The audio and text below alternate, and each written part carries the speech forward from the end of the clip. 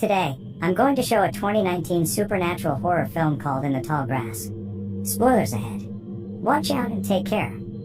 Siblings Becky and Cal are driving their car across the open country to San Diego. Feeling nauseous, pregnant Becky asks Cal to pull over near an abandoned church. Cal stops the car and Becky barely makes it out to throw up. Just as they were about to hit the road, Becky hears a cry for help coming from the tall grass. Another voice calls out to them, this time a woman and apparently the boy's mother. She calls the boy by his name, Tobin, and tells him to stop calling out. Cal enters the tall grass to rescue Tobin and Becky follows after him. Becky starts to feel something weird about the whole situation. Frustrated, Cal tries running through the field trying to locate his sister. He stumbles into the mud, tired and gasping for air. As he looks up, he sees the remains of a rotting dog. Becky soon meets another man in the tall grass who introduces himself as Ross. He is also looking for his wife, Natalie, his son, Tobin, and their dog, Freddie. Travis stops his truck at the same church where Cal parked their car. He spots a paperback novel belonging to Becky at the side of the road. Ignoring the uneasy feeling in his chest, Travis ventures out into the field. He soon stumbles into Tobin. Tobin calls Travis by his name, leaving Travis confused. Tobin insists that they have met before, but Travis could only look up to the boy in shock. Ultimately, the boy leads Travis to Becky's rotting corpse. Tobin watches from a distance as the man shudders and cries beside the corpse. Back at the church, Tobin stands towards the tall grass, completely terrified as he holds onto his dog and calls out to his mother, saying that a man is calling out from the field. His parents follow him to the field and immediately get lost. As morning breaks, the siblings arrive at the side of the field and enter the tall grass to Tobin's cries. Feeling hopeless and lost, Travis hears Becky's voice from a distance and he calls out for them. Travis finally catches up to Tobin, Becky, and Cal. Travis tells them that they've been missing for 2 months. Suddenly, a phone call interrupts their talk. A distorted woman's voice erupts from the phone, giving them a solemn warning before cutting off. They continue their trek until Becky screams in pain as blood drips from her thighs. A horrifying vision of death and sacrifice play through her mind, so horrifying that it makes her pass out. Ross meets them and leads them back to the clearing with the rock. The atmosphere turns ominous as Ross marvels at the entity in front of them. He tells them that the way out is to touch the rock. Suddenly a woman appears from the tall grass. It's Natalie, Tobin's mom. She shields her son as she warns her husband to stay away from them. As she looks over at Becky, she gasps. She insists that she saw Becky and that she was dead. Ross insists that Natalie's only confused. Becky grabs her stomach from the pain and another vision passes through her mind. She sees the grass people and Ross with milky white eyes and a sinister smile on his face.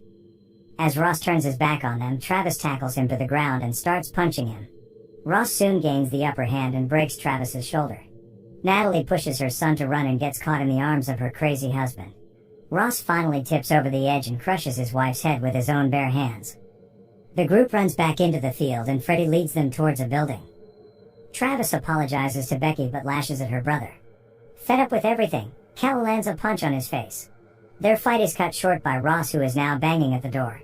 The group climbs up to the top of the building and barricades the door. Cal and Travis spot the dog, Freddie, as it walks through the empty parking lot.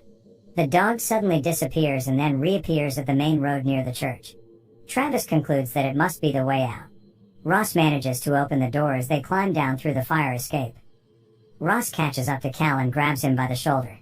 He brings out Cal's worst fear, that he'd be left out once the baby is born and Travis and Becky will end up together. Cal runs away from his grasp and back into the field but is soon tackled by Ross. As Cal turns to his side, he sees his own mangled corpses staring back at him with their soulless eyes. A final chill runs through his spine as Ross chokes him to death. Travis wakes up and goes back to the field to look for Becky. Beaten and bruised, he thanks Becky for trying to keep her baby and that their baby deserves to live. Suddenly, Ross grabs Becky from behind. Becky is terrified and exhausted, but with the remaining energy she has left, she reaches for the pair of scissors on the ground and stabs Ross's left eye. She pushes herself back up and runs until she finds herself surrounded by the grass people she saw in her vision. They close in on her, defying her attempts of escape, and carry her against her will. Becky wakes up and pulls out her cell phone and attempts to call herself, revealing herself to be the woman who gave them the ominous warning earlier. As she drops her phone in pain, she sees the carvings on the rock, bearing the prophecy of her own pregnancy. The ground breaks before her, revealing the roots underneath the rocks. Thousands of babies, dead and alive, wriggled in the roots beneath her, all crying for help. Becky screams at the horrifying sight of what seems like the fate of her daughter. With one last push and scream, she passes out. The full moon shines above her as Becky wakes up in a dazed state. Cal is feeding her something. Betty asks what she's eating and his brother responds that it's only grass. As the blood drops on the ground, Becky soon realizes that something isn't right. She turns her head and spots her dead daughter. He's been feeding her the baby all this time. Petrified, she turns back to Cal, who is now Ross. Travis finds Becky near the rock. He taunts Ross to come out.